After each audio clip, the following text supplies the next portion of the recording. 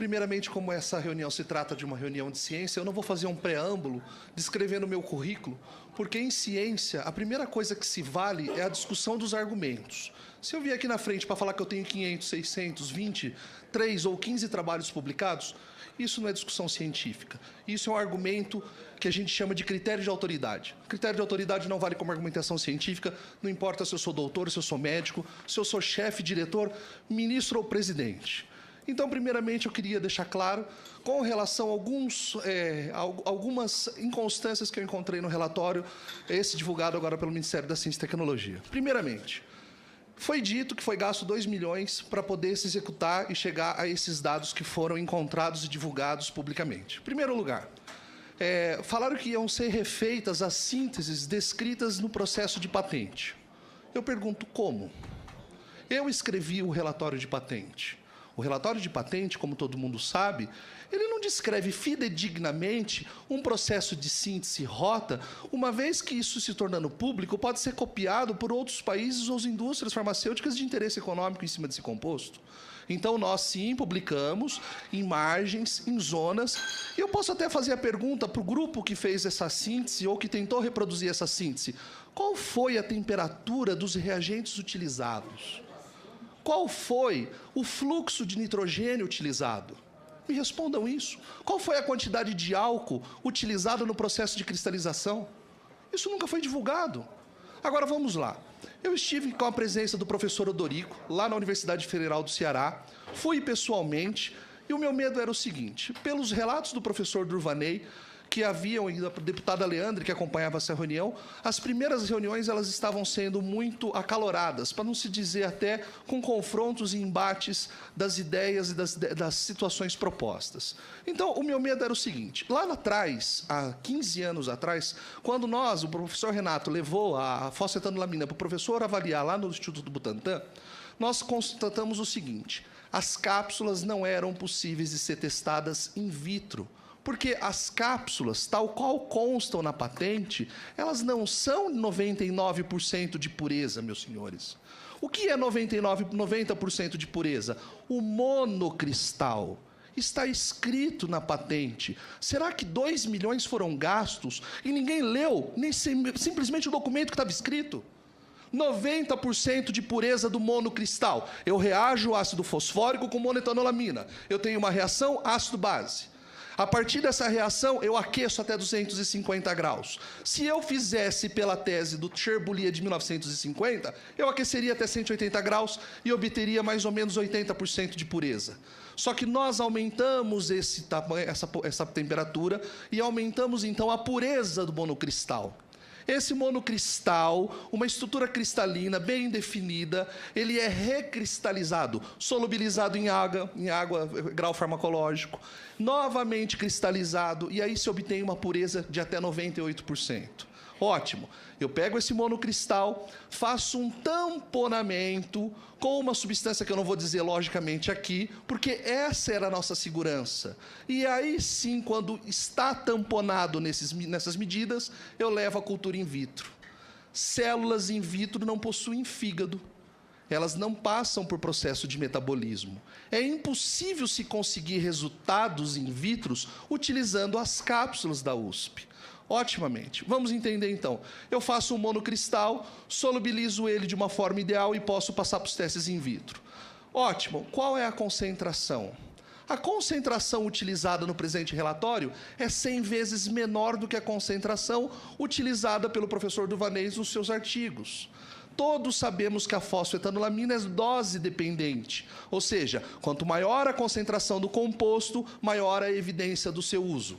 Se eu pegar um composto, um processo, um ácido acetil salicílico, aspirina, por exemplo, e diluí-la 100 vezes em uma concentração de diluição de 100 vezes, nem ela vai fazer efeito. Mas o relatório comporta e mostra a cisplatina como substância de controle de ação. Cisplatina mata o câncer. Ela foi utilizada para matar judeu na Segunda Guerra. Ela é necrolítica, ela mata gente. Se você ficar vivo pelo uso da cisplatina e você tiver sorte, você mata o seu câncer. Então ela mata o câncer, ela mata o paciente, ela matou o judeu na Segunda Guerra, ela é veneno, ela mata. Não há dúvida disso. Enfim, vamos seguir. Lá com a conversa do professor Odorico, eu falei: professor, Eu estou trazendo para o senhor o monocristal purificado para que o senhor possa utilizá-lo nas pesquisas de teste in vitro, uma vez que, se o senhor utilizar as cápsulas, o senhor não obterá resultados. O que o professor Odorico disse para mim? Muito bem, eu vou ver como que eu posso incorporar isso, porque isso não foi objetivo do relatório do Ministério da Ciência e Tecnologia, não me foi pedido isso. Então, eu tenho que usar somente aquilo que é objetivo de estudo, que são as cápsulas. Ótimo. Se o objetivo era somente fazer uso das cápsulas, por que foi divulgado no relatório os estudos da nanoestruturas do professor Durvaneia? Será que, então, há uma seletividade pelo grupo que foi selecionado? Ora, ele usa o que é objetivo e objeto de interesse do Ministério da Ciência e Tecnologia, ora, ele usa aquilo que não é do interesse do Ministério da Ciência e Tecnologia. Ele tinha o composto preparado em mãos para poder utilizar. Segundo ponto, o mesmo composto que eu levei para o senhor Odorico foi testado, avaliado, divulgado como positivo, e eu deixei isso publicamente retratado na Assembleia Legislativa do Estado de São Paulo no dia 16 de dezembro de 2015. Eu falei que ele tinha resultado, o professor Durvaneia avaliou, o professor Odorico avaliou. O professor Odorico não sabe fazer a diluição do processo, eu não ensinei. O professor Renato não ensinou. Se ele não sabe, como que ele fez? Me respondam. Se não foi lido nem o documento de patente, que não se sabe diferenciar monocristal de complexo, como que esse argumento ou essa comissão tem autoridade para vir aqui desmerecer um composto que já está sendo utilizado por mais de 650 mil pessoas nos últimos 25 anos? Fala de teste pré-clínico, de toxicidade. Eu tomo esse composto há 15 anos. Que toxicidade que eu apresento? Que tumor que eu tenho? Vieram dizer que esse composto causa tumor, porque encontraram artigos científicos, sim. 2.000 artigos científicos diziam que ele causava tumor. Por quê? Que quando se pegavam esses tumores, homogeneizavam e faziam análise clínica, análise analítica, encontravam muita fosfetanolamina. No primeiro momento, acreditava-se, então, que a fosfetanolamina era um composto tumoral. Só que, em ciência, dogmas não são permitidos. Se 2.000, 1 milhão de pessoas acham isso, ciência não é democracia. Vamos fazer a pergunta contrária? Vamos suplementar os ratos com fosfetanolamina em concentrações viáveis para ver se ela diminui esses tumores? Sim, ela diminuiu muito bem em relação à comparação ao Taxol, tese do professor Renato Meneghello. Sim, ela diminuiu nos usos dos pacientes nesses últimos 25 anos. Relatos e mais relatos de pacientes que têm melhora não somente diminuições dos seus índices tumorais, como diminuição da dor, melhora da qualidade de vida e ganho de peso. Senhores, eu não estou dizendo que a fosfetanolamina cura o câncer. Nunca foi dito isso.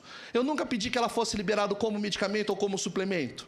O que eu pedi e venho pedindo é que se faça o conhecimento desses estudos clínicos.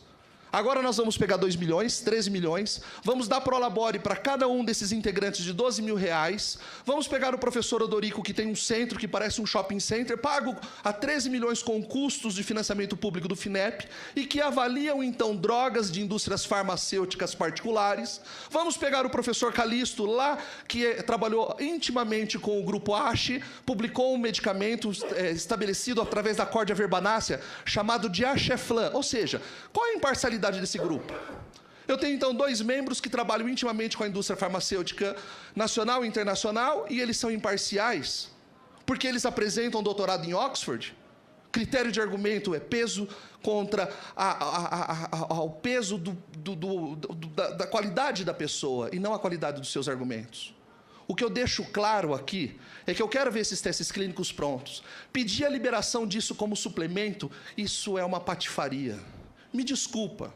O que acontece com a liberação do suplemento? Nós, eu, professor Gilberto, professor Salvador, Otaviano, não ensinamos como é feita a síntese. Não me surpreende se alguma patente já não tenha sido requerida no INPE como suplemento e que isso faça a liberação visando o benefício de algum grupo econômico. Eu estou pondo isso em possibilidade. Eu gostaria de ter acesso ao INPE e saber se já existe alguma patente de suplemento requerida. Segundo ponto, suplemento não tem avaliação terapêutica. Esse vai usar uma dose, aquele vai usar outra dose, aquele vai usar desse jeito, aquele vai usar dessa forma. Ele vai cair em descrédito. A fosfetanolamina ela tem que ser estudada clinicamente para que a gente tenha os revés, os vieses, as dosagens, as excreções nos fluidos corporais, se ela cura e qual é a porcentagem, quais os tipos de tumor. Eu, particularmente, acho que ela não cura todos os tipos de tumor. Eu, particularmente, acho que ela não cura 100% dos tumores tratados. Eu conheço pacientes que tomaram fosfetanolamina, que não fizeram uso de radioquimioterapia, que tinham um sistema imune rígido e eles faleceram. Então, ela não é um composto milagroso. Só que eu digo o seguinte, perante essa casa, o Brasil é uma das possibilidades. Eu não duvido que daqui 1 ano, ou menos até, ou 2 anos, outro país use sistemas de enriquecimento ou sistemas de imunoestimulação de fosfolipídios ou fosfetanolamina endógena e publique e venda para nós, a preços exorbitantes de taxa de importação, novos medicamentos estabelecidos em cima daquilo que foi criado. Segundo ponto, se não era objetivo estudar, por que o Ministério da Ciência e Tecnologia divulgou todos os metabólitos secundários, todos os metabólitos que eram gerados? Isso era uma pesquisa nossa. Não vou me atentar e vou tentar ser breve. Segundo ponto, dizer que a análise química foi muito bem feita, senhores, quando eu pego um sal, um carbonato de cálcio e eu olho, ele tem 99% de pureza. Ele ainda apresenta, nesse 99%, 1% de purezas máximas, até de metal pesado. Qual foi a taxa de bário encontrada nesses relatórios? Apresentar em porcentagem? Se um estagiário meu apresentar um trabalho para mim em porcentagem e não apresentar as taxas de discrepância, a dispersão desses dados em porcentagem, isso não tem valor. Qual foi o limite de detecção utilizado? Qual foi o limite de quantificação utilizado em química analítica? Eu faço química analítica. Se eu apresentar um artigo científico sem apresentar os critérios de detecção, limite de quantificação, as metodologias químicas utilizadas, não. Isso foi feito como um relatório de iniciação científica. Me desculpa, eu não vejo qualidade nessa comissão que foi estabelecida para se estudar esse medicamento, não vejo grandes resultados. E vou além. Se for utilizada a mesma dose que está sendo utilizada nesse primeiro relatório, eles não vão chegar a conclusão nenhuma em testes vivos. Palavra do professor Odorico. Nós vamos começar pelo pior tumor existente. Por que pelo pior e não o mais frequente? Se o pior tumor não apresentar resultado, nós iremos para o segundo pior. Por que o não segundo mais frequente? Então, o que eu vejo nessa comissão é uma busca de uma tentativa de achar aonde a fosfetanolamina não funciona e não quais são as evidências de funcionamento. Outro ponto seria a discrepância e o pedido de liberação disso como suplemento, uma vez que a própria Anvisa diz que não é possível fazer a liberação de suplementos de substâncias sintetizadas. Então, eu não entendo o contrassenso e as argumentações utilizadas. Eu deixo aqui o meu muito obrigado. A minha situação de indignação e de um trabalho tão mal feito como foi apresentado pelo Ministério da Ciência e Tecnologia. Eu me envergonho, sinceramente, de fazer parte dessa ciência que se diz que é feita no Brasil. Muito obrigado.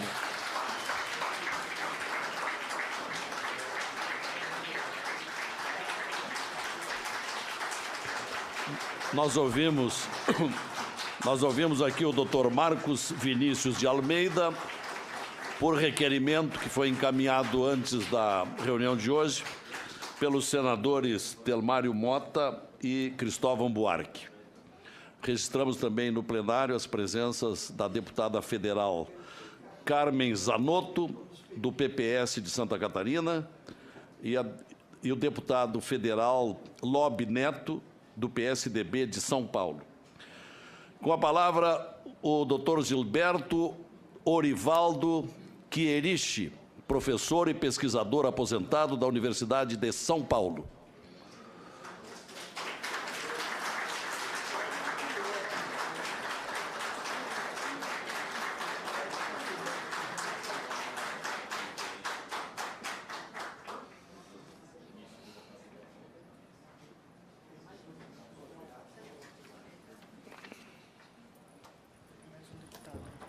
Bom dia, senhores. Eu gostaria de relatar, quando me foi pedido, os comentários sobre o relatório do Ministério de Ciência e Tecnologia. Eu só queria dizer para os senhores que eu nunca fui pesquisador do CNPq 1A. Por uma razão muito simples. Eu não queria ter bolsa, porque eu achava que a universidade me pagava o salário suficiente. Então, essa é a razão que no meu currículo nunca teve pedido de pesquisador no CNPq. E eu acho interessante quando escreve professor pesquisador aposentado, como se eu tivesse morto. E a minha inteligência, ela não é privilegiada. E nem necessariamente ela está acima ou abaixo dos meus colegas. Eu confesso que me surpreendeu muito esse relatório apresentado pelo Ministério de Ciência e Tecnologia, porque, primeiro, o Ministério nunca comunicou a quem fez, a quem desenvolveu e como era. A interpretação da fosfetanolamina, ela não é uma brincadeira. Nem queira manifestar como se fosse um dado convencional ou comum. Fosfetanolamina é uma substância extremamente interessante. Eu sempre brinco que é uma dádiva da criação, porque você tem ela dentro de você. A tua mãe amamenta você, quando você nasce, com 100 miligramas cada mamada. Então, uma quantidade muito grande.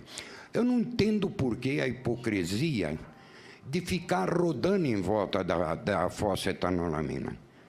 Eu desafiei, continuo desafiando, da seguinte maneira: prova que não funciona. Não vem com historinha de montar dados clínicos. Aqui vocês estão vendo duas sínteses. A síntese de baixo foi feita pelos pesquisadores que disseram que fizeram uma síntese baseada na patente. Desculpa, senhores, não. Essa síntese de baixo é a que parece no relatório defamatório com bário. Síntese de bário é a de Cherbulier. Cherbulier que usa bário. Por favor, consultem. Não é uma leitura difícil, é uma regrinha. E consulte a patente nossa. Nunca tem bário. O bário apareceu porque fizeram outra síntese. E por que atribuíram a nós? O que é mais sacaneante, eu não participei, está aqui os senadores que podem ver isso, eu não participei dessa lei de liberação de fosfoamina. Nunca, torço, mas não participei. Porque apareceu na véspera. Isso está errado. Fizeram uma síntese que não é a nossa. Enfiaram o bário, enfiaram o ferro, enfiaram o manganês. Por quê? Qual o intuito? Será que tinha algum tonto do lado de cá? Senhores, não subestimem a inteligência das pessoas. O que o Ministério está fazendo, ele diz que escolheu uma elite. Eu me recuso a fazer parte... Eu sou de uma outra estirpe. Eu não tive em Harvard, não tive lá, não tive nada, não tive em lugar nenhum. Mas eu tenho 450 trabalhos publicados. Todo mundo está falando de si próprio, porque eu não posso. Eu também sou um professor titular da universidade, apesar de ser aposentado. Mas eu publiquei muito e eu orientei muita gente. E o que mais interessante é que a maioria do ministério me conhece. Me conhece e sabe que eu nunca tive dinheiro de pesquisa do CNPq, a não ser uma pesquisa que nós fizemos junto com o coisa. Eu nunca peguei empréstimos, nem da FAPESP, nem do CNPq. Por quê? Porque essa FAPESP e o CNPq me dão? Não. Porque eu consegui com a Telebrás, eu consegui com várias coisas. Quem financiou essa pesquisa da fosfoamina foi a Tupi Termotécnica. É uma empresa que a gente construiu uma substância CO2. Quanto custou essa pesquisa para o país? Nada. É como a USP diz que está gastando dinheiro para fazer as pesquisas. Ela nunca pôs um centavo, nem de fosfamina, nem de ácido fosfórico, nem de nada. Senhores, eu lamento em ler esse relatório. Primeiro porque eu sou químico analítico de formação. Veja a brincadeira. Dizem que usou as cápsulas, a cápsula insolúvel. Eu pego uma cápsula aqui, ponho no copo do senador e vou ver quanto dissolve ali. O que fizeram com a célula? Jogaram pó em cima dela, pulverizaram ela? Se pulverizaram, ela morreu afogada.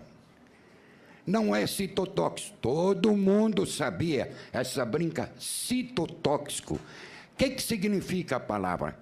Toxicidade no local, in situ. Não é. Experimentou no tubo de ensaio não tem fígado. Tem que passar no metabolismo do fígado para poder caminhar para a célula. Fala-se isso dos... Por quê? Será que a informação é qualquer coisa? O INCA mesmo deu uma presença dele aqui. Há 15 anos atrás eu procurei o INCA. O INCA me procurou através de uma rede FAC, que era uma comissão que o ministro estava fazendo. A pessoa até tinha um nome interessante, Antonov. Era um pesquisador que foram buscar na Inglaterra para escolher no Brasil quais eram os trabalhos de câncer. Por que ninguém fala isso? Por que ninguém fala? E ele pesquisou para o Brasil, no mundo inteiro. E ele veio nos procurar dizendo o seguinte: professor, essa molécula é a mais viável que nós vimos. Se foi dito isso no passado, etc., será que nós não temos memória? O que entristece é a falsificação. Isso é falso. Eu provo por A mais B. Sabe por quê, senhores? Foi 18 cápsulas. Faltou 2. Está comigo. Não que eu seja desconfiado, mas eu tive que fazer análise. E eu não encontrei bário, não encontrei ferro, não encontrei manganês, nada, nem bário. Se os senhores, eu recomendo ao pessoal técnico que leia a síntese de Cherbuliez. Ela sim usa bário. É improvável ter bário. A mesma coisa a monetanolamina que acharam. Monetanolamina é produto de decomposição. Por quê? Porque a síntese é feita a 240 graus. O ponto de ebulição da monetanolamina é 170. Então, ela fica lá 2 horas a 240 graus, só se depois, quando começa a esfriar, alguém vai lá e põe monetanolamina, senão não é possível. Quem trabalha com síntese sabe disso. A bisfosfamina que fala que tem aí, deveria ter lido o trabalho que foi publicado, que é dímero. Ela é um agregado. Esse é o grande segredo da fosfamina. Fosfamina que nós fabricamos é agregada. Ela se comporta igual a aminoácido. Está aqui. Aqui estão falando do bário. Essa síntese foi a síntese que vocês viram um pouquinho para trás, que foi feita na Unicamp, eu não sei onde foi feita. Essa fosfamina só tem cálcio, magnésio e zinco. O resto é folclore. Agora, quando você faz isso, significa má fé. Quando você suborna dados, significa má fé. E essa má fé, nós não podemos admitir como pessoa, nem como pesquisador.